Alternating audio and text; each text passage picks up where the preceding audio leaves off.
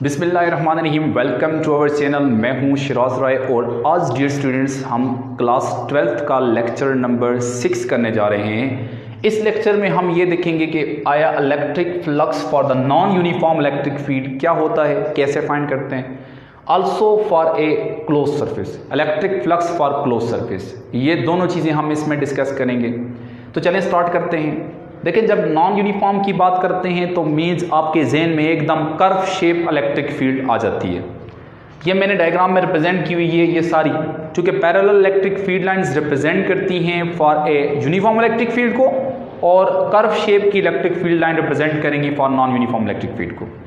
इस non uniform electric field जब किसी एरिया में से पास होंगी तो इसको कहा जाएगा फ्लक्स। अब ये फ्लक्स हम सिंपल फार्मूले से नहीं सॉल्व कर सकते, क्योंकि ये फार्मूला आपके पास flux is equal to E dot A वाला जो फार्मूला है, this is for a uniform electric field.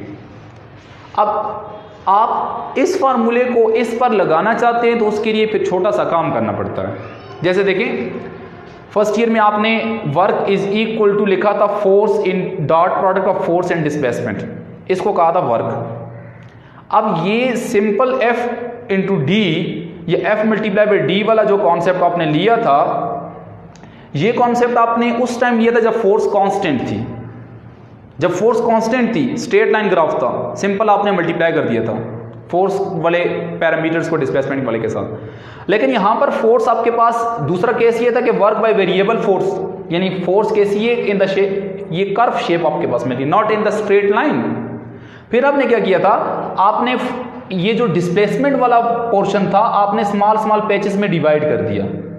जब स्मॉल स्मॉल पैचेस में डिवाइड किया, लेट आपने इस पॉइंट से इस पॉइंट तक फाइंड करना चाहते हैं, तो इस छोटे रीजन्स में ये श्रिंक करेंगे। जब आप स्मॉल पैचेस में डिवाइड किया था डिस्प्लेसमेंट को, इस स्मॉल रीजन पे आप जरा देखते थे कि फोर्स का जो ग्राफ है वो स्ट्रेट लाइन बन रहा था।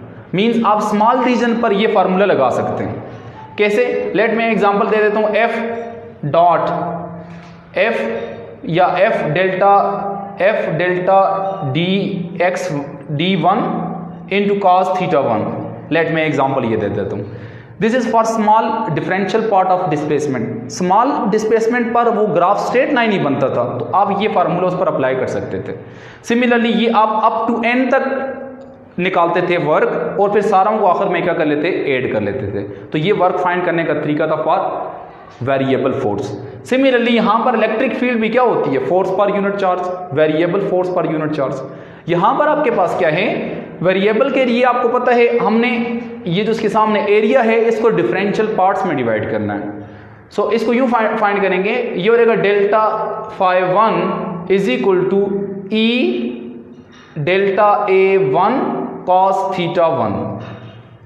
लेट आपके पास cos थीटा वन, ये आपके पास स्मॉल डिफरेंशियल एलिमेंट्स पर इलेक्ट्रिक फील्ड लाइन क्या होगी, परपेंडिकुलर टू द सरफेस। जब परपेंडिकुलर टू द सरफेस होगी मींस हम कहेंगे कि इस केस में हमारे पास electric field line small regions में क्या है, जस्ट पैरेलल बिहेव करेगी।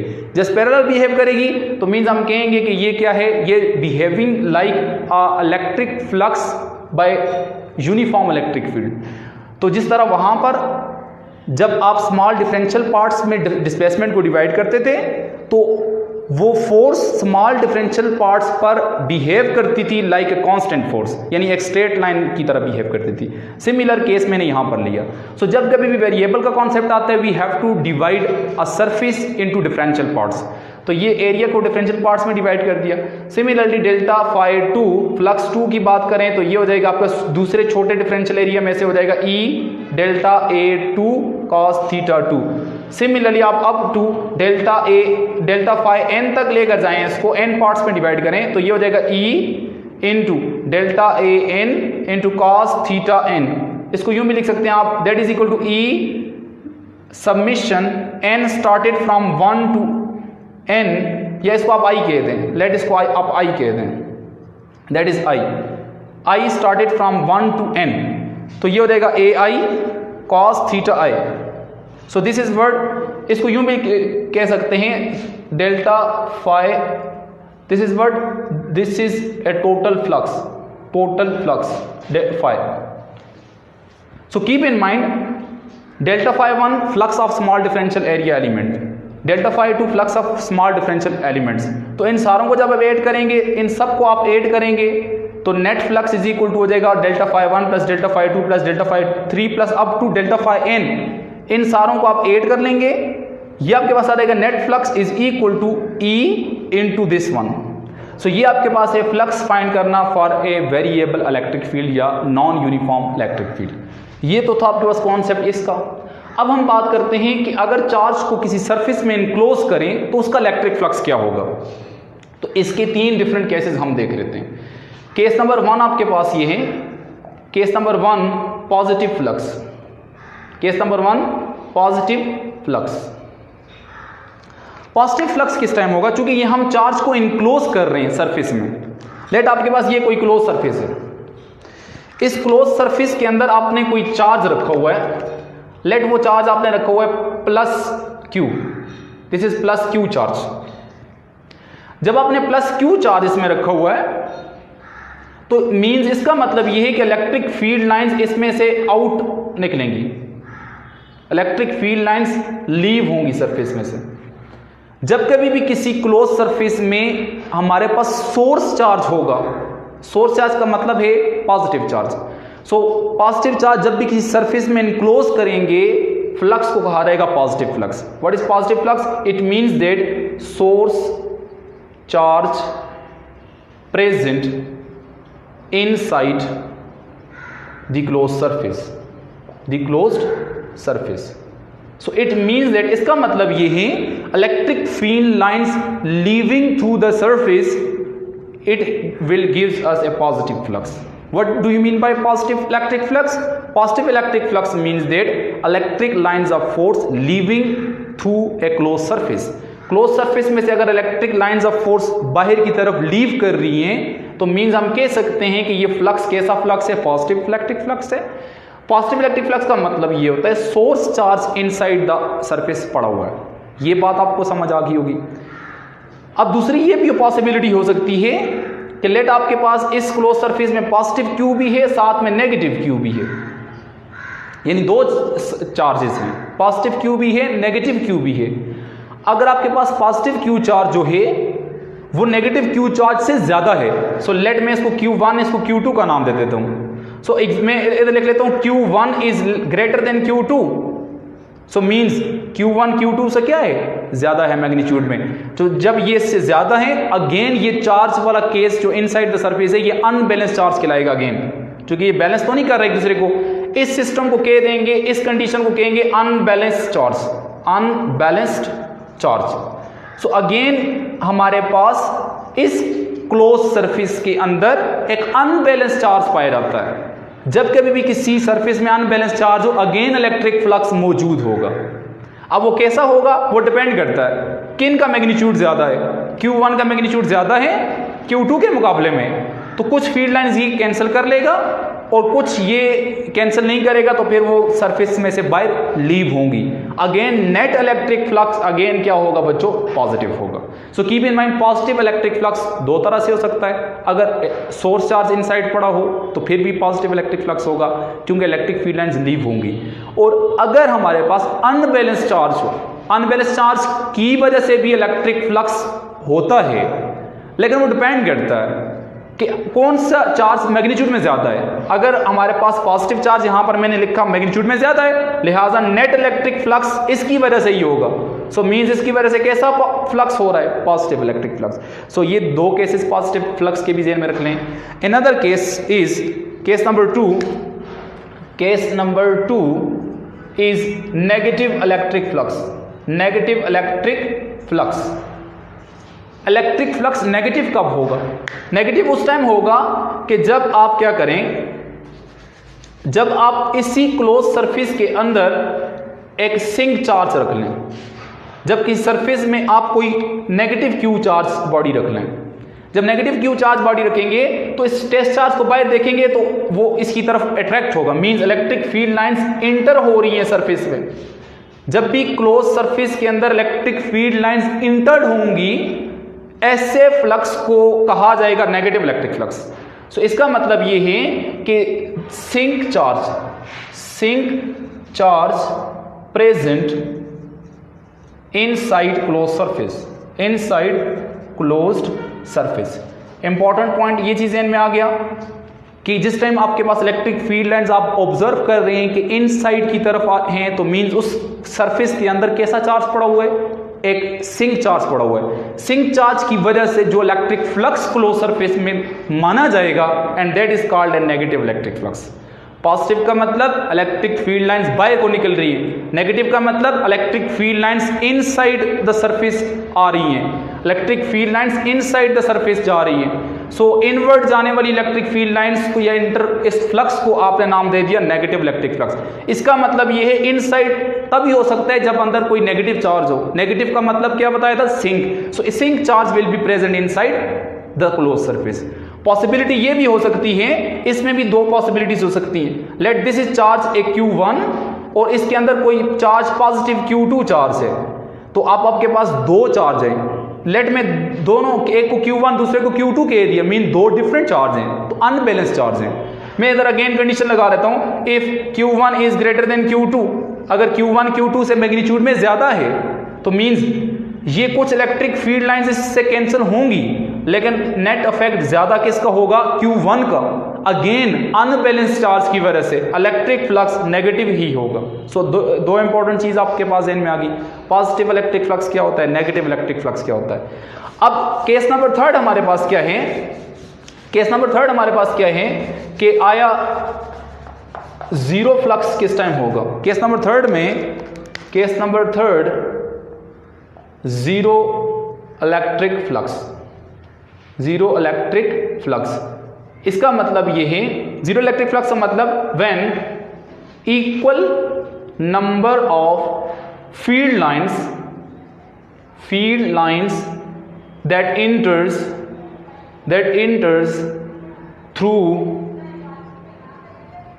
enters into the surface, into the closed surface will be equal to leaving field lines। यानी जीरो इलेक्ट्रिक फ्लक्स उस टाइम कंसिडर करेंगे whenever there is equal lines that are entering to the surface and to the leaving field lines, यानी leaving वाली और entering वाली field lines आपस में क्या हो, बराबर हो। इसका मतलब ये, it means that balanced charge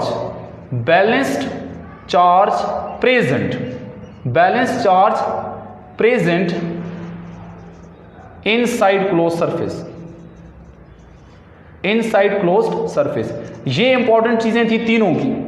अब इसकी जरा डायग्राम देख लें। लेट आपके पास ये क्लोज सरफेस है, इस क्लोज सरफेस में एक चार्ज आपके पास प्लस Q, एक चार्ज आपके पास माइनस Q। ये चार्ज मैग्नीट्यूड 5 कूलम का है, ये भी 5 कूलम का है। एक प्लस में है, दूसरा माइनस में है। एक में से इलेक्ट्रिक फील्ड लाइंस लीव हो रही हैं, दूसरे में इंटर्ड हो रही हैं। So let 3 electric field lines leave हो रही हैं, 3 ही इंटर हो रही हैं। फील्ड लाइन जितनी इंटर हो रही हैं उतनी ही लीव हो रही हैं। कंडीशन है किसकी, जीरो इलेक्ट्रिक फ्लक्स की। इट मींस दैट इस क्लोज सरफेस में जो रेड सर्कल वाली बाउंड्री लगाई, इस क्लोज सरफेस के अंदर हमारे पास जो चार्ज पड़ा है वो कैसा चार्ज है, बैलेंस चार्ज है। बैलेंस चार्ज का मतलब Q1 is equal to Q2। Whenever there is a balanced charge inside the closed surface, then there will be a zero electric flux। How the zero electric flux? It means that जितनी electric field lines वो leave करेगा उतनी ही उसमें entered होंगी। So when entering electric field lines becomes equal to leaving electric field lines, the net flux of through the closed surface will be zero। So this is an important point। 3 cases थे। Positive electric flux क्या होता है, जिस time आपके पास positive या source charge पड़ा हो किसी भी क्लोज सरफेस में, या आप कह सकते हैं अनबैलेंस चार्ज हो जिसमें पॉजिटिव चार्ज की मिकदार ज़्यादा हो। दूसरे केस में ये था कि हमारे पास नेगेटिव इलेक्ट्रिक फ्लक्स का मतलब हमारे पास वो फ्लक्स था कि inside the close surface sink charge पड़ा हो और अनबैलेंस चार्ज हो या अनबैलेंस चार्ज हो, अनबैलेंस में भी magnitude of A negative charge ज़्यादा हो। केस नंबर थर्ड ये है कि बैलेंस चार्ज हो। बैलेंस चार्ज का मतलब ये है जितना Q पॉजिटिव है उतना Q नेगेटिव भी हो। मींस ये कंडीशन तब वैलिड हो सकती है जितनी इलेक्ट्रिक फील्ड लाइन इंटर होंगी उतनी लीव होंगी, इलेक्ट्रिक फ्लक्स क्या हो जाएगा, total net electric flux of this close surface will be 0। इससे पिछले लेक्चर में एक इंपॉर्टेंट चीज़ मुझसे रह गई थी, वो आपको बताने लगा हूँ कि इलेक्ट्रिक फ्लक्स किन चीज़ों पर डिपेंड करता है। Electric flux is equal to E A cos theta. हमने एंगल को डिस्कस कर लिया था, एंगल पे कैसे डिपेंड करता है। अब मैं एरिया के ऊपर बात करूं कि what does it means, area पे कैसे डिपेंड करता है। इसका मतलब ये नहीं है कि आप एरिया को बढ़ाते जाएं और इलेक्ट्रिक फ्लक्स बढ़ता जाएगा, इस तरह नहीं है। मैं आपको एग्जांपल देता हूं। इलेक्ट्रिक फील्ड लाइंस, आपने 3 इलेक्ट्रिक फील्ड लाइंस रखी हुई हैं। 3 इलेक्ट्रिक फील्ड लाइंस के सामने आपने पहले एरिया इतना रखा हुआ था। लेट ये एरिया आपके पास है 5 मीटर स्क्वायर। अब आपने क्या किया, 5 मीटर स्क्वायर को बढ़ाकर आपने एक बड़ा एरिया रख लिया, ये एक बड़ी स्लेब रख ली, बड़ी स्लेट रख ली। इसके एरिया के मुकाबले में डबल है, लेट 10 मीटर स्क्वायर है। अब आपसे कोई पूछे कि what will be the electric flux, electric flux आप बोलेंगे एरिया ज्यादा किया इलेक्ट्रिक फ्लक्स बढ़ गया। No, this area is actually called an effective area. कितना इलेक्ट्रिक फील्ड लाइंस एरिया को अफेक्ट करती हैं। वो पहले भी 5 मीटर स्क्वायर ही अफेक्ट करती थी, अब भी 5 मीटर स्क्वायर अफेक्ट करती हैं। आपने अफेक्टिव एरिया को चेंज नहीं किया। Total area, this is not a total area, this A is called a affective area. Affective area, affective area अगर आप ज्यादा करें तो फिर इलेक्ट्रिक फ्लक्स ज्यादा होगा। इसकी मैं एग्जांपल आपको यूं देता हूं। लेट आप एरिया को कैसे ज्यादा कर सकते हैं। लेट आपके पास इलेक्ट्रिक फील्ड लाइंस बहुत सारी हैं। ये इलेक्ट्रिक फील्ड लाइंस हैं 1 2 3 4 5 6 यूनिफॉर्म 6 इलेक्ट्रिक फील्ड लाइंस है। लेट एक सामने आपने पहले एरिया इतना रखा हुआ था, 1 मीटर स्क्वायर एरिया रखा हुआ है सामने। तो 1 मीटर स्क्वायर एरिया में से late 2 electric field lines pass हो रही है, तो बाकी तो नहीं पास हो रही ना। सो नेट इलेक्ट्रिक फ्लक्स हो जाएगा ई ए कॉस थीटा। ये आपको पता है। यहां पर एरिया चूंकि आप क्या है, कम है, अफेक्टिव एरिया, फील्ड लाइन सिर्फ थोड़ी सी पास हो रही है। इस एरिया को ज्यादा कर लें, 1 मीटर स्क्वायर से आप इसको 5 मीटर स्क्वायर कर लें। जब इफेक्टिव एरिया 5 मीटर स्क्वायर होगा, आप सारी फील्ड लाइन इसमें से पास होंगी, यानी सारी फील्ड लाइन इसको अफेक्ट करती हुई जा रही है। सो मीन्स आप कह सकते हैं इफेक्टिव एरिया को बढ़ाया, लिहाजा फ्लक्स भी बढ़ गया। सो कीप इन माइंड, एरिया का मतलब ये है हमारे पास कितनी इलेक्ट्रिक फील्ड लाइंस एरिया में से पास हो रही है। अगर उस इफेक्टिव एरिया को बढ़ाते हैं, फ्लक्स भी बढ़ेगा। इफेक्टिव एरिया को कम करेंगे, फ्लक्स भी कम होगा। लेकिन अगर इलेक्ट्रिक फील्ड लाइंस है ही थोड़ी सी, एरिया को आप बड़ा करते जाए ना, उससे कोई फर्क नहीं पड़ता। सो this is an important point, अपने पास नोट भी कर लें, हमेशा याद रखिएगा। एरिया कौन सा जिसकी मैं बात करूं जिससे इलेक्ट्रिक फ्लक्स बढ़ा सकते हैं, वो है आपके पास अफेक्टिव एरिया।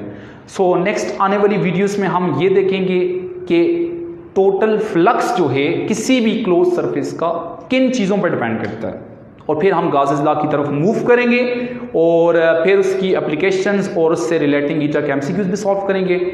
आगे फिजिक्स इंटरेस्टिंग होगी इंशाल्लाह। इस फिजिक्स को अभी आहिस्ता आहिस्ता अभी पॉइंट्स इनके सीखते जाएं, और कोई भी क्वेश्चन, कोई भी प्रॉब्लम अगर हो तो आप मुझसे पूछ सकते हैं। और अब चलते हैं लास्ट आपके होम टास्क की तरफ। होम टास्क आपको मैं दे रहा हूँ, होम टास्क वो दूंगा आपको जिसमें आपकी लर्निंग होगी। अब स्टूडेंट हम मूव करने जा रहे हैं आपके होम टास्क की तरफ। होम टास्क में आपके लिए एक क्वेश्चन मैंने रखा है कि why we study electric flux, why we study electric flux and where it will be used. Electric flux को क्यों पढ़ते हैं और किधर इसको हम यूज़ करेंगे, ये इंपॉर्टेंट चीज़ है आपके लिए। इसको इंफॉर्मेटिव टॉपिक समझें और इसको आपने सर्च करना है और मुझे इसका आंसर आपने देना है। इंफॉर्मेटिव टॉपिक है, बहुत मज़े की चीज़ है ये इलेक्ट्रिक फ्लक्स, और इससे साथ रिलेटिंग जो है ये चीज़ बहुत इंपॉर्टेंट है स्टूडेंट्स। ये मैंने जो ये सर्कल की हुई है ये आपने सारों ने करनी है। ये इंफॉर्मेटिव, ये तो इंफॉर्मेटिव चीज़ आ गई आपके पास, ये आपको बहुत हेल्प करेगी इससे आने वाले जो लेक्चर्स हैं उनमें, कि what are the factors that affecting electric flux.